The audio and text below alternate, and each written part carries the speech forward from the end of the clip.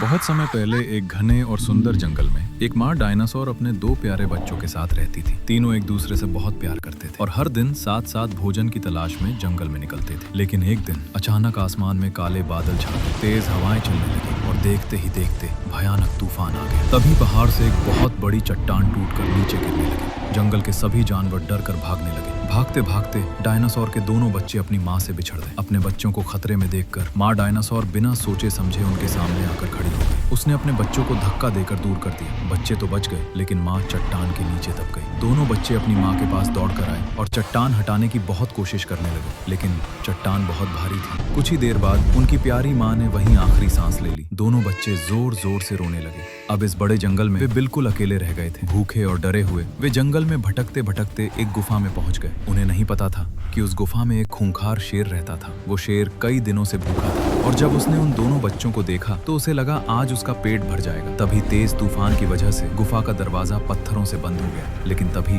उन छोटे बच्चों ने हिम्मत दिखाई। उन्होंने मिलकर पत्थरों को हटाया और गुफा का रास्ता खोल दिया। ये देखकर शेर हैरान रह गया। जिन्हें वो खाना चाहता था उन्हीं बच्चों ने उसकी जान बचा ली थी। उसके दिल में दया आ गई और उसने उन बच्चों से कहा, आज से तुम मेरे साथ रहोगे। धीरे धीरे शेर और डायनासोर के बच्चे एक परिवार की तरह रहने लगे। समय बीतता गया, डायनासोर के बच्चे बड़े और ताकतवर हो गए और अब वे जंगल में खुशी खुशी रहने लगे। इस कहानी से हमें ये सीख मिलती है कि किसी की मजबूरी का फायदा नहीं उठाना चाहिए, बल्कि हमेशा दूसरों की मदद करनी चाहिए।